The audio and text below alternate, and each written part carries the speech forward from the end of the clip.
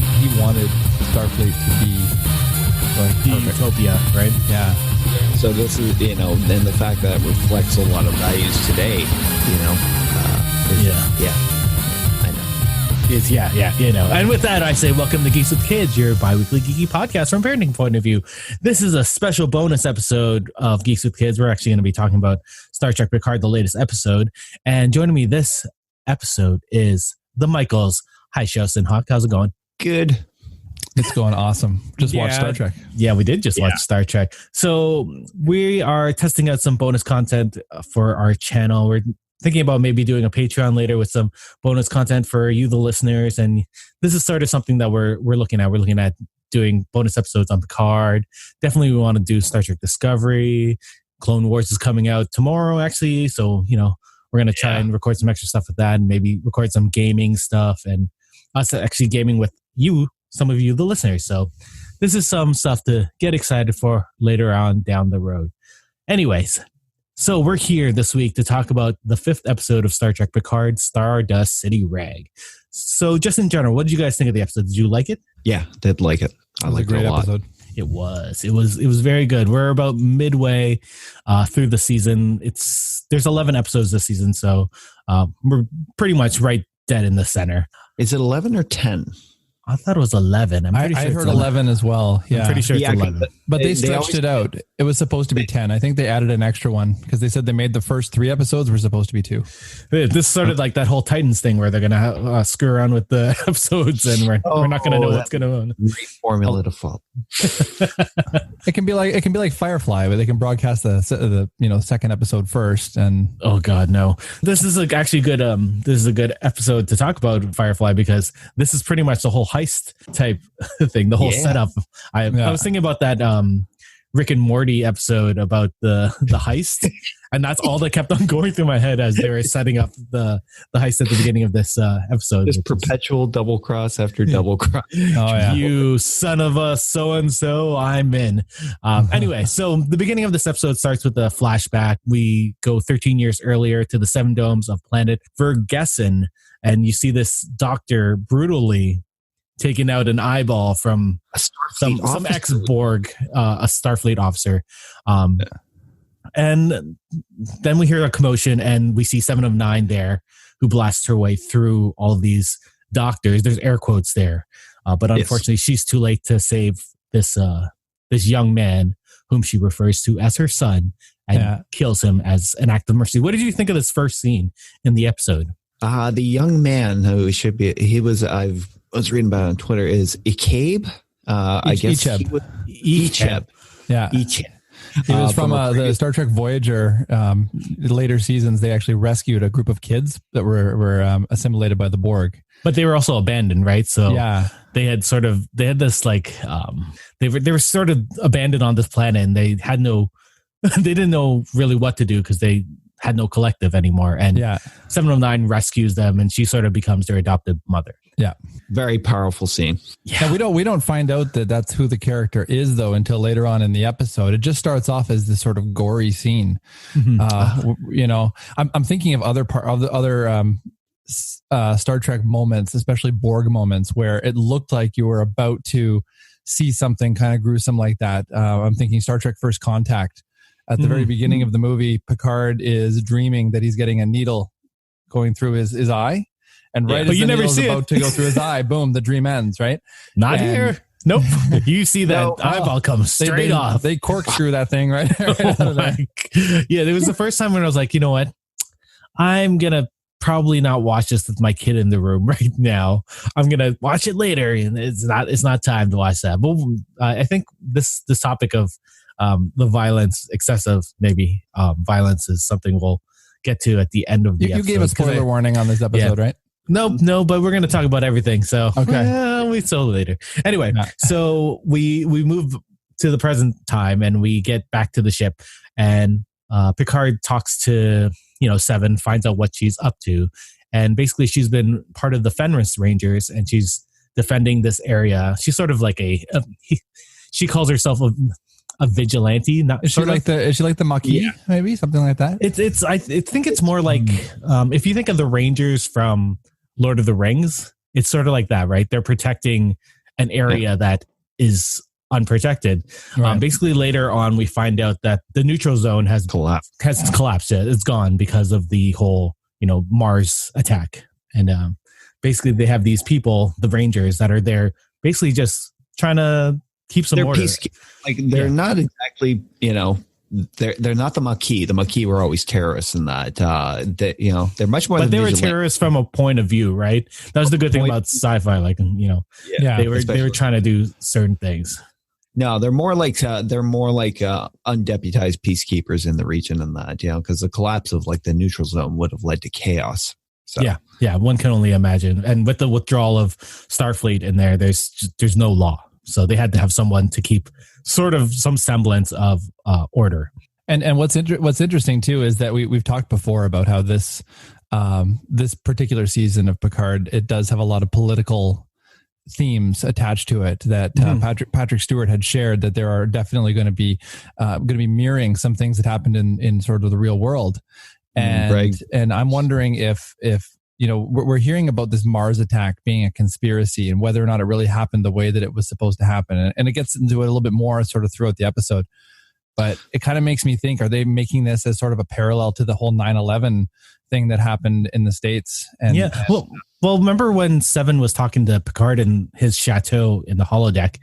She kept on saying how the Federation had given up on aiding planets and people in need, and they just sort of became this organization to help themselves instead of helping others. That's definitely a big parallel of what's happening in the U.S. today. Yeah, I think he definitely called out Brexit when this whole thing started up, and that it was a huge fear in that. But you can kind of see it now. The Federation has become more about protecting what they already have, because as we've learned in that, planets after planet seems to be leaving the Federation. Yeah, it's not that utopia that we had talked about earlier that Roddenberry had envisioned. Well, that's the thing. Like, are they considering that the Federation is sort of that parallel for the United States, and what the United States maybe used to be, or what the United States maybe is now, how it interacts with the rest of the world, sort of in our world, and how the Federation interacts with the rest of the galaxy? I can see some parallels there for sure. Yeah, it's about. Yeah, because like our favorite episodes of Star Trek have always focused on them in aid of other planets and that who are experiencing geological collapse or whatever in that. But the Federation was always there to lend aid in that. Mm-hmm. Now it's like they've kind of retreated. And there's this.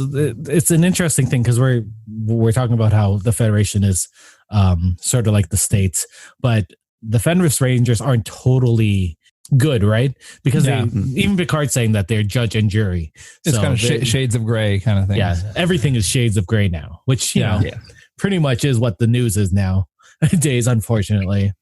But that's what Star Trek has been good at, even going back to the original series, sort of paralleling what's going on in the world.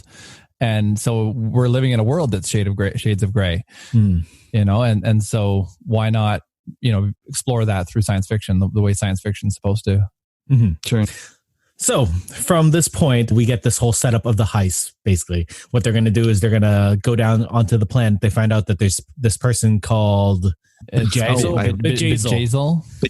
which sounds like some sort of bedazzling tool. And the first time they say her name, I'm just like, Bajazel, really? That's the Star Trek name you guys came with? But okay, that's cool. We got that scene with Bruce Maddox as well when he's talking to her and he's drinking the alcohol, and then the alcohol passes out. Yeah. So he's sort of like paralyzed there.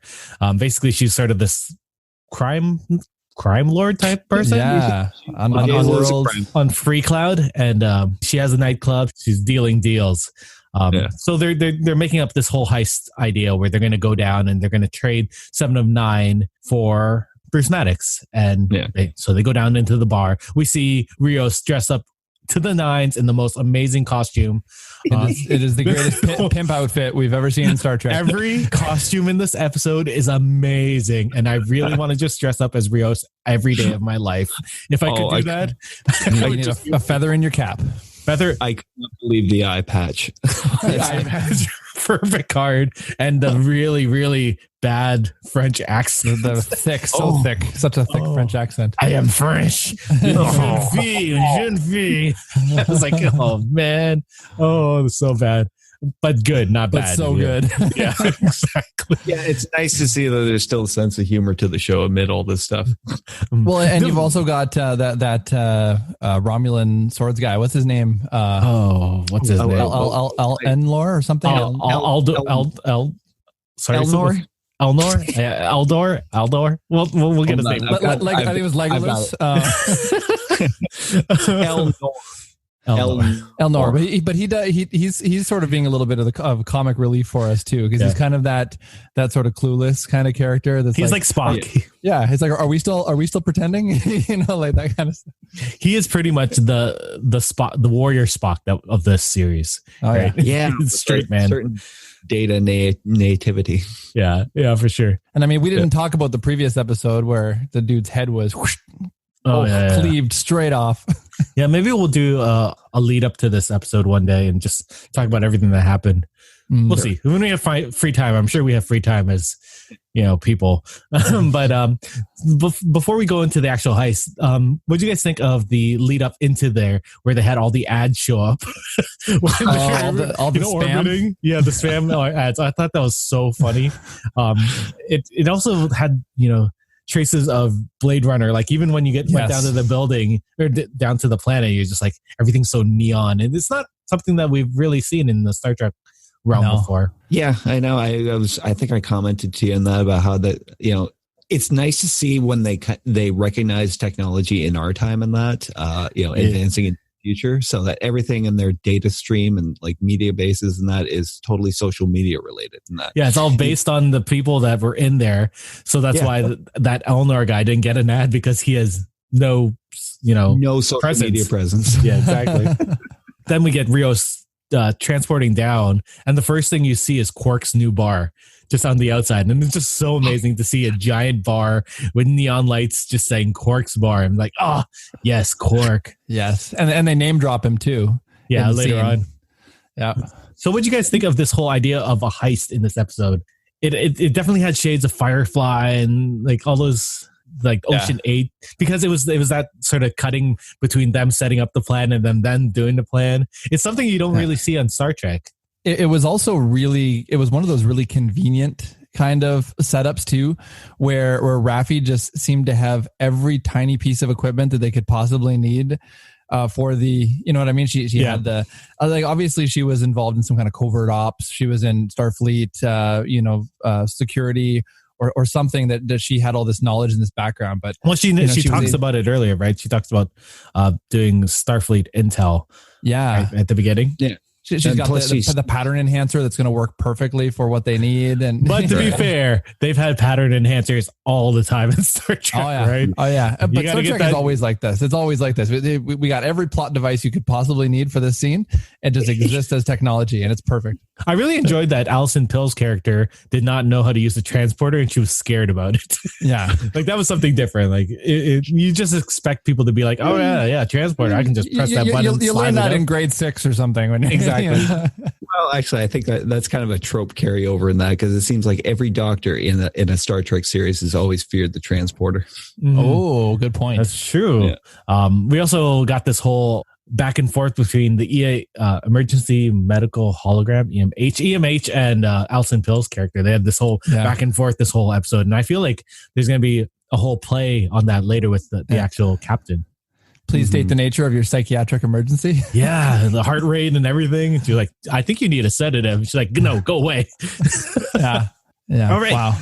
So we get down to the planet. The plan seems to be going off totally perfectly. And then we find out that the Jazel, she sees 7 of 9, and then she starts hinting at things that they had a previous relationship, which causes 7 to go off the rails and attack her. So take her by the neck. Yeah. Yeah. And they use a name that they didn't. If you weren't a Voyager fan, you wouldn't have really, Annika Hansen. Yeah, which was her human name before she got, transformed over. And we find out that they had been working together to try and help people during the whole Mars attack. And she ended up betraying Seven and killing different Borg people that were, and harvesting them for parts. But what's kind of interesting about that too is that for her to know Annika's name means that at some point when during that timeline, when after Seven had returned to Earth with Voyager at the end of Voyager, and to this point where she joined the Rangers, she may have been going by her human name. Yeah, I feel like that's true. And then when she was betrayed, she decided to take back the 7 of 9 name because she maybe trusted someone with her human identity, and then I feel like that's what Jazel was hinting at, right? Like, the entire dynamic between them led me to believe that there might have been something more of a personal nature between the two of them, and that it's possible. Yeah, Jazel definitely kind of got Akeb his name and everything about him from Seven. So she let her guard down to this woman. I wonder if she was like you have to assume that Seven was still working with all these Borg kids and trying to get them places, because he wasn't part of Starfleet when we left them in Voyager, right? So she definitely got him through that. Got him. Seven was awful naive as well when she was on Voyager. Like, she was really learning the basics of interaction with humans. So it's possible that she was completely taken advantage of by this person and didn't realize, that's what this person, that's what, Bedazzled or whatever her name was. That's what she was, that's what she was trying to do, right? She was just trying to get info from her and tried to make her trust her, right? Yeah. And it makes me also wonder what happened with her and Chakotay. I know they were together at the end of the series, and I recall reading, I think, a wiki or something that said that she and Chakotay had broken up because he became a captain of something. But yeah, I don't know. It's interesting to see. I would love to know what happened to her relationship with people after. Because she's all rough around the edges now. She's drinking bourbon. She's talking to Picard like, "What the hell are you doing out here, Picard?" Like, that's not how 7 of 9 used to talk. She was very, she was very succinct and she was very proper.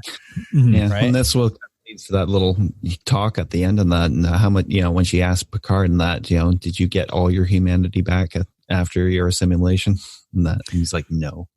Yeah, that was an interesting play between them. And I wonder how much they're gonna play with the other former Borg people that are on the artifact.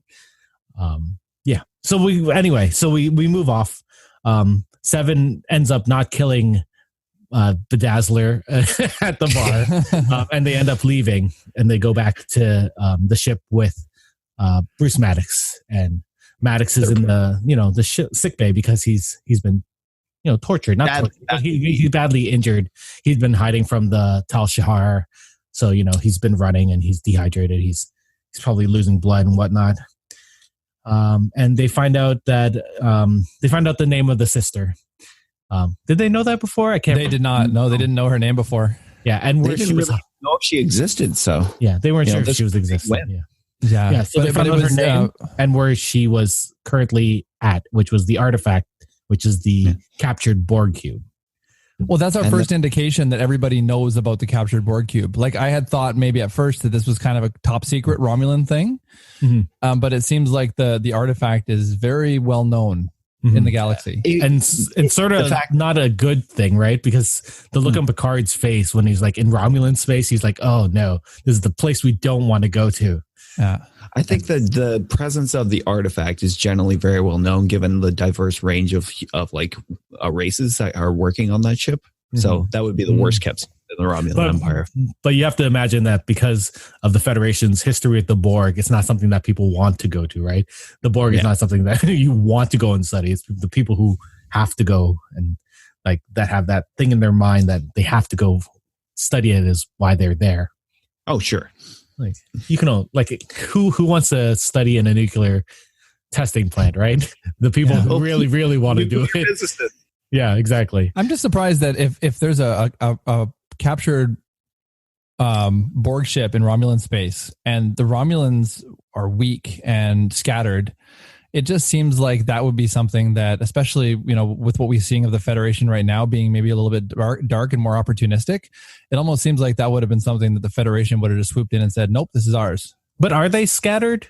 I don't know if they've, collected since their explosion of the planet, right? You're right. It's hard to tell. They exist as a free state right now. And I think the free state is who controls the artifact and that, and you can tell it's very heavily guarded. From all the security. Yeah, I doubt they're on a central planet just based on the last episode where we see that Romulan boy. We can't remember his name. Good Lord. AKA. Eleanor. Good Lord, we're butchering this. But oh my God. He's so good. We need a list of characters. Character names, exactly. Elnor. Okay. So yeah, it looks like that planet was one of the, offset planets for the Romulan people, but it was in disarray just because of, what had happened. Anyway, we'll go back to Maddox. He told everything to Picard and, sort of shook him to the core. And where did that go to next? Did it go to 7 of 9? Well, 7 of 9 left and had the talk with Picard, and then there's the whole sequence with Maddox in the infirmary and getting killed. Yeah. So who wants to talk about that? Explain that scene. So it's still it's not as fresh in my mind after which scene are we explaining? The one where he gets killed? Yeah, the one where he gets killed.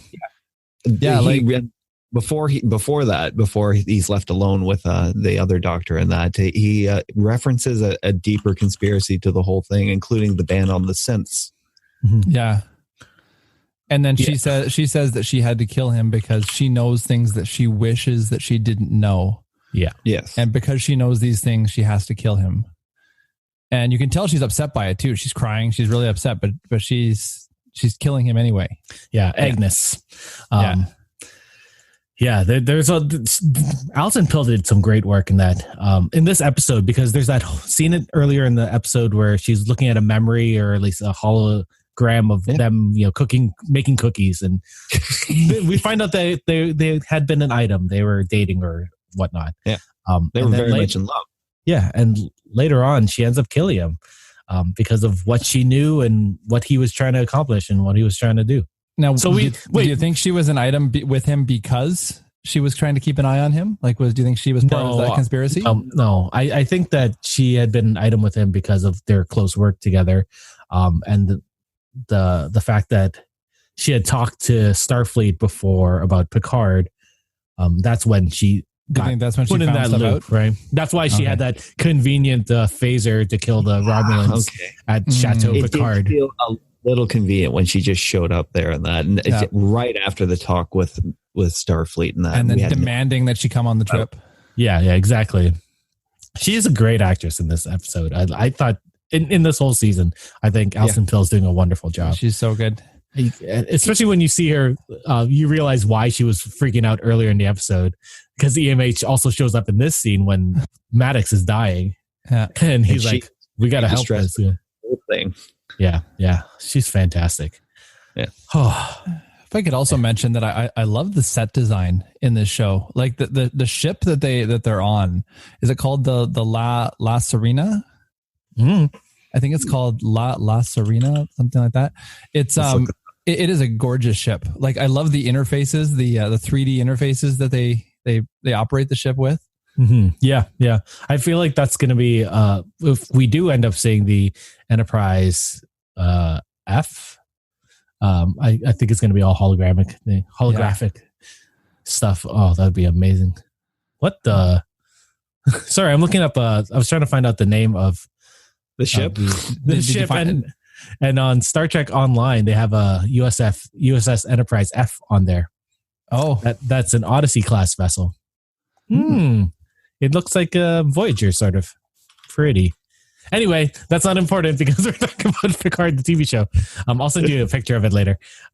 La Serena. So we find out that she kills him. She shoos off the EMH, and we go to the last sequence where Well, what happened at the end of the episode? I can't even remember. Good Lord. They ended with Maddox's death. That was the last scene. The character had been talked about all season. It was imperative that they find him. They got their information that they needed from him and that, but then he died. Yeah, I did watch this episode a lot earlier. Yeah. Anyway, wow, a lot happened in this middle episode. Even though it wasn't all moving the story forward. We were stuck in this one place, right? What do you think of this? This is the halfway point in the season. How do you think it's going so far as a show? As a show, it's going very well in that, because each story feels very self-contained, even though it's advancing an overarching plot and that. And I've liked everything I've seen so far, and the introductions of new and old characters into it has been great. I'm hoping that plot moves along a little more, at full steam ahead for the remaining 5 episodes. Yeah. But generally, I'm loving it so far. I can't wait for next week's. Yeah, I remember the showrunner saying that the first act of the show was them on Earth. So everything up until them getting the ship was first act. So this is definitely the second act. I feel like the finding out that Alison Pill's character, Eggy, being a mole is sort of that, that point in the middle second act that's always that conflict. So this is where it's coming in right now, and we're going to see that play out more in the second half of the season. Yeah. There was a few touching moments too. Like there was a moment in this episode where Raffi goes to find her, I guess, estranged son. Oh yeah, I forgot about that part. Right, and he's about to have a baby, and with a Romulan. And she, he's never, she's obviously hasn't been there for him. She talks about cleaning up her life, probably getting off of alcohol, drugs, whatever it was that she was in, and it was not the reunion that I think she wanted. No, and one of the things that divided them, you could tell it was their, again, going back to real world stuff, it's their politics that divided them in that, because he was married to a woman, and she, apparently for most of his childhood was going on about crazy Romulan conspiracies involving the attack on Mars. Yeah. Does it show that we sort of skipped over this sequence, that it sort of didn't, I don't want to say it underplays in the whole episode, but it sort of didn't feel. I think it was more character building for Raffi, but it wasn't really directly connected to the plot of the episode at all. Yeah. No. Yeah. I thought it was a great character moment for her, because it showed her vulnerability, which we hadn't seen so far in the series.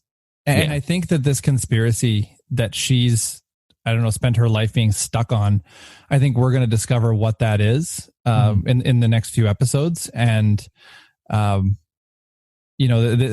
think that's going to be one of the major themes, is that something more has actually happened on Mars than people think. And for sure, she will have been right all along, or something like that. Yeah. I wonder if this is going to be one of those things where it's going to be too important to tell everyone, and it's better if they keep it contained, right? It feels like it's going to be one of those really big things. Like that's why Eggy, or Alison Pill's character, has killed Maddox, right? Really? And I know there's that idea of keeping things status quo, or keeping the Federation not, we don't want it to fall apart. But interestingly enough, the trailers for Discovery have said that the Federation broke apart hundreds of years before. So I wonder if we're going to start seeing that happen in Picard. I know this is because this is going to be a major test for, Jean-Luc, that, if there's something, if there's a secret so big it could destroy the Federation, and that, is he the one who's going to keep it? Yeah. Considering he's been he's been a big supporter of the Federation as a organization. Yeah. It's not like working right now, which is why he left it, but he's always believed in it as an organization. So, wow, there are some big themes going forward, and big implications. So huge. I want to go back on something we talked about, like pretty much from the beginning of the episode, the violence of the torture sequence. And it came back again later when Seven was talking about how, what's his name, was her son. Sorry, Seven. Ikeb. Yeah. Ikeb. Sorry, mixed up the two characters. Yeah. So I was talking to Shouse about this earlier, and I was like, I really, really like Picard, but it's not a show I could watch with my kids, which is really unfortunate because TNG or TOS or Voyager or any of those are definitely shows that I watched as a kid. And it's something I really fondly remember. And as a little kid, like I was 5 or 6, I remember watching TOS, coming home from school and being like, it's on TV, I might as well watch it. Like that and Batman, right? And then when Next Gen came out, it was something I definitely watched with my family. I watched it with my dad and like my family. I keep it inside my family. And then every year, like every couple of years, there'd be another thing. And it was sort of just this family thing that we used to always do. We used to watch Star Trek. But now we have this new generation of Trek. We have Discovery, which is darker. And then we have Picard, which is really dark. And it's not something I can watch with my kids anymore. It's not something I don't think I can watch with my kids, especially with the amount of swearing that they do, sometimes to an excess that I don't know. It doesn't seem like it fits. And then the excessive violence. What did you guys think of that? What do you think of this idea? It's just the difference between the mediums that we grew up with versus the mediums that are available today for streaming or entertainment, and that, because everything we watched Star Trek in our youth was all network, in network. It was as clean as possible, Mm-hmm. But this is network now, right? This is on Space. No. It is for us, but it's streams in the States, right? It's not CBS on, not on network TV, and then it's Netflix in the rest of the world. Yeah, so it's not. Netflix is pretty much is the TV of now. But it's produced in a way that that is more for the streaming audience than it was for the network audience that we were a part of but if we think about it, like kids, they don't watch cable, right? They watch streaming. There's no difference in it. It's just a different way of watching things now. Yeah, sure. My kid could watch. The actual production of the show has to kind of reflect where television kind of went in those years in between Star Trek series and that, darker. Does it though? Yeah, it doesn't have to, right? No, but it'd be foolish not to in that, especially if they're appealing to a more. I can watch The Mandalorian with my kid. I can't watch Star Trek with my kid. Yeah. I think they're trying to reimagine Star Trek, because if you look back at what happened with Star Trek on TV, especially how they basically canceled Enterprise after 4 seasons, they had basically written the death certificate for Star Trek on TV, and they had said this is done. And we didn't get any more Star Trek until Abrams brought the whole that reboot of the Star Trek movies back, right? I can show my kids those movies, and I can't show them Picard. But I will argue that those movies are where it started to get a little bit more dark. Yeah. Right. Yeah. And now they're saying, these network executives are saying, okay, we're going to bring Star Trek back to TV, but we can't bring back Scott Bakula. We can't bring back Star Trek Enterprise because the ratings were horrible. We need to try a different formula for Star Trek. We want to see if we can catch, get the mature audience that was the Star Trek fans, and maybe not necessarily trying to build on a new audience. And I don't know if it's the right way to do it, but it seems like that's their way of revitalizing the franchise. So the Star Trek 2009 was PG-13 and in PG-13 in the States. I think it was PG here in Canada. And really, that even the violence in that, like they had sword fights, they had phaser fights. Yeah, but the violence in Into Darkness and Star Trek Beyond, where there was a lot more violence in those 2 movies. And I feel like they were pushing that because they wanted to make it more mature for the mature audience. And Star Trek Beyond had some dark sequences in Star Trek Beyond, like where there's one sequence where the girl's head explodes, and there's one sequence where. But they've always had something like that in the movies, right? Yeah. So it's weird. Like 2009 Star Trek was such a cunning feat in that, it was a huge blockbuster movie in that. So they had to make that PG in that because they wanted like a big audience for it in that. But it was also the only one that really, other than Beyond felt like a Star Trek movie. That one felt really, really like a big old swashbuckling Star Trek adventure. Absolutely. It was a genius feat, and it's probably the best thing JJ's ever done, in my opinion. Yeah. I can honestly agree with that. Well, one of the best things. I think that Super 8 was also a really good movie that he did. Sure, but the way he captured, a lot of the essentials of the original series, and that, sword fights on top of, that mining thing. Plus the cast he did an amazing job with the cast. Yes. But let's stop talking about J.J. Abrams. We'll go back to Picard here, back to the Prime universe. So your plan moving forward is for us to sort of continue this discussion after each episode? I think it would be good. I think it's good. It's fresh. I like hearing what you guys think about it when it's really, really right there. And I think our fans would enjoy it as well. I think I love the idea. I love people can't get me to shut up about Star Trek, so this is perfect. Yeah. So this is my way to save your friends from listening. You talk about Star Trek, we'll do it here. I'm bringing notes to it next week and that because it's too hard to remember everything. We're gonna have a list of all the characters' names.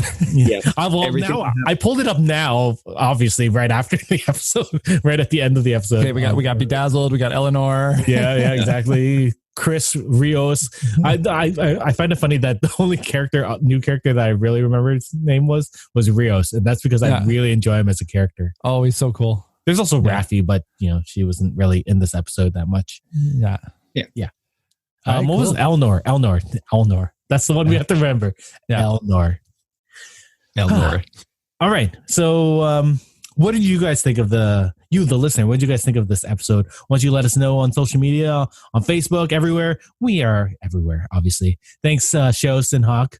Hopefully, I will see you guys tomorrow, maybe for Clone Wars. Are you guys going to watch it? I know I'm definitely going to watch it. I'm probably not going to watch that one. So you guys, I'll listen to you guys though. I'll download. Boo Shows. Maybe I will sign up for your Patreon so I can listen to that. You should watch Clone Wars if you haven't seen it. You can watch it with your kids.